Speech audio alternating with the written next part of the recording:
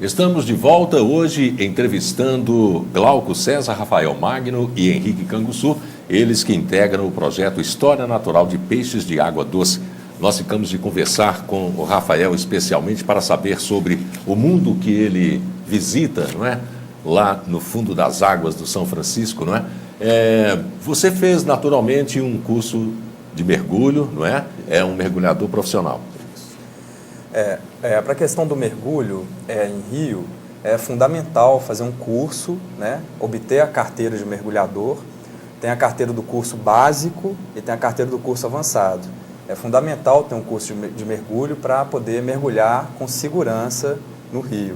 Você se tornou um mergulhador por força do projeto ou já era antes? Há mais de 8 anos que eu mergulho em rios. Só que eu sempre mergulhei de snorkel. Snorkel é aquele tubinho que a gente mergulha. Então você vai até certa profundidade. Até certa profundidade. Esse mergulho é tranquilo. Quando a gente aprovou o projeto, a gente viu a necessidade de mergulhar de cilindro, de ar comprimido. Aí é um mergulho que exige uma certificação e um curso.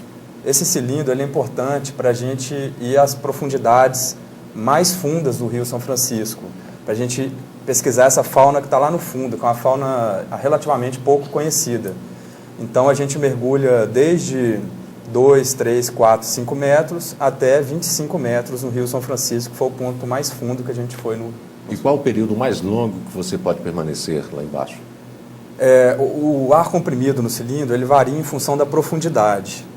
Então, se você tiver um mergulho de cilindro a cerca de 10 metros, você fica 1 hora. Então, se você tiver a 25 metros, igual a gente está lá embaixo, a gente consegue ficar uns 40 minutos. 25 metros? 25 você vai a 25 metros? 25 metros Foi lá o embaixo. máximo que você já chegou? O máximo que eu já cheguei. E lá embaixo a correnteza é muito forte, como a gente tem que nadar muito, gasta muita energia, então acaba consumindo mais oxigênio também. Sem desviar o nosso assunto da água doce, mais rapidamente, você também tem experiência com mergulhos no mar? Sim, com mergulhos no mar. Sim. Mas é por questão de hobby, profissionalmente mais de água doce. Não é? Isso. Bom, e lá embaixo, não é? Você tem uma visão boa, o seu equipamento, ele define muito bem as imagens? A questão do mergulho em rio, o mergulho é bom em rio de abril a outubro. A partir de outubro, novembro, as águas dezembro, estão limpas. Estão limpas. Começa a chover, a água fica turva. Então, em setembro é o melhor mês para mergulhar. Em determinados pontos a gente consegue até 5 metros de visibilidade. E isso varia em função do grau de preservação do lugar e das características da própria água mesmo. Mas a visibilidade é uma questão crucial para o mergulho. A respeito da fauna, não é? Você já se deparou com um peixe estranho que você nunca tinha visto e se assustou também com aquele... Já. Aquela visão, não é? Grande, pequena, a visão que você teve, era um peixe grande, era um peixe pequeno no caso? Para falar a verdade, embaixo d'água todos os peixes são lindos porque eles são muito coloridos, eles são muito interessantes. Então, quando você pega um peixe fora da água, ele perde a coloração, quando ele morre e tudo. Quando você vê uma piranha debaixo d'água, aquela piranha vermelha, que você vê uma matrinchã... Na verdade, era essa a pergunta. Você já se deparou com uma piranha lá embaixo? Já. Com a piranha embaixo de água-pé, que ela gosta muito. Sei. E a gente tem que ficar quietinho, obviamente, porque... o mergulho, qualquer movimento brusco, o peixe percebe e some. Essa população de peixes, é muito difícil você encontrar algo que ainda não foi identificado, né? Para falar a verdade, tem várias espécies de peixes no São Francisco, na bacia do São Francisco, que ainda não foram identificadas pela ciência. E a maioria das espécies são identificadas, mas aquelas que não são, a gente leva para São Paulo, no museu, onde o especialista identifica. Mas no mergulho, até o momento, a gente conseguiu identificar 59 espécies debaixo da água. Isso é um número muito bacana, 59 espécies de peixes que a gente não conseguiu... tinham identificação nenhuma antes? Não, tinha identificação que a gente conseguiu filmar. Sei. Que não tinha identificação, deve ter umas 3 espécies. O peixe mais natural, a espécie mais comum que você encontra? A espécie mais comum é a corimba, que é conhecido como curimatá pacu, zulega. Depende da região. Na Canastra, no nascente do São Francisco, o que mais tem são os lambaris, os canivetes, peixes pequenos, os cascudos. No Rio São Francisco, aqui, em Pirapora, Buritizeiro, Três Marias, tem muita curimba, tem muito dourado, tem muito mandi, curimatá, e tem muito piau, várias espécies de piau. E eu gostaria de registrar um momento muito interessante também, que foi quando a gente conseguiu avistar o surubim embaixo da água, um surubim de 30 quilos. Isso foi... 30 quilos é o quê? Mais ou menos isso assim? Acho que é o dobro disso. É? E o bicho ele era enorme. Também que eu estou precisando aprender um pouco mais de peixe. Não é? Mas aí vocês catalogam essas espécies, não é? E o pessoal deve estar assim, perguntando, não é? Qual o objetivo mesmo dessa pesquisa suas? O grande objetivo da nossa pesquisa, ela se baseia em 3 grandes perguntas. A primeira pergunta é: como que os peixes se organizam entre si?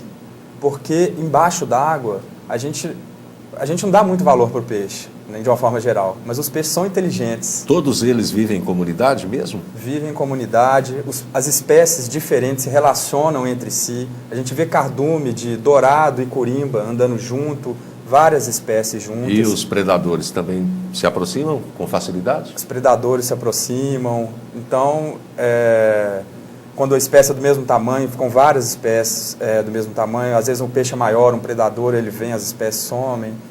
E as 3 perguntas, uma, como os peixes se organizam, a outra, como que os peixes alimentam, o comportamento alimentar dos peixes. E a terceira pergunta, e a principal delas, é onde que os peixes ficam, onde que eles gostam de ficar.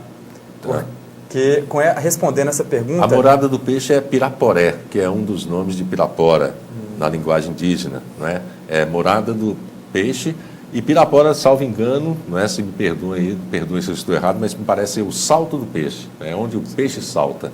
Não é? Bom, continue, por favor. Respondendo essa pergunta, onde que os peixes gostam de ficar, a gente vai estar sabendo aqueles hábitats que são fundamentais para a existência do peixe. E isso é muito importante para a conservação das espécies e, consequentemente, para a população em geral, para os pescadores, para a população ribeirinha. Certo.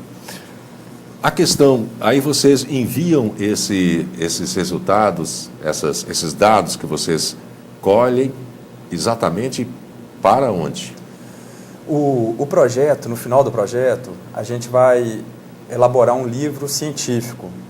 8.000 exemplares vão ser doados nas universidades dos 10 municípios, faculdades, em todas as instituições de pesquisa, secretarias de meio ambiente. Então, a gente vai sistematizar o conhecimento produzido em um livro científico que vai ser disponibilizado. Vocês têm um prazo para concluir essa pesquisa? Temos um prazo até o final desse ano, até o final de 2012. É muito bom saber que existem pessoas preocupadas com a população, não é? De peixes, sobretudo quando se fala que os peixes estão acabando, não é? Deu para você perceber que, ou vocês perceberem que realmente está havendo uma redução na população de peixes? Glauco? Acho que o Rafael é melhor para responder essa pergunta, porque continua sendo ele. É o cara que ele é o vizinho, na água, né? É o vizinho do peixe. As populações de peixes estão diminuindo em função de barragens, de poluição, de retirada de mata ciliar, assoreamento. De uma forma geral, a população dos peixes estão diminuindo. Só que depende muito da região. Isso é uma coisa muito peculiar da região. Vou dar um exemplo aqui. Na Canastra, a população de peixe aumentou. Por que aumentou? Porque o garimpo lá acabou. Então, lá ficou décadas fazendo garimpo e acabava com o hábitat, com a casinha dos peixes. Acabou o garimpo, os peixes voltaram e a população aumentou. Agora, determinadas áreas, vai tirando a mata ciliar, vai construindo barragens, naturalmente a população dos peixes vão diminuindo. Certo. Bom, nós vamos para um rápido intervalo, depois vamos retomar o assunto a respeito da educação ambiental, que também está inserida, não é, no projeto que é Peixes de Água Doce. Nós voltamos rapidamente depois do intervalo.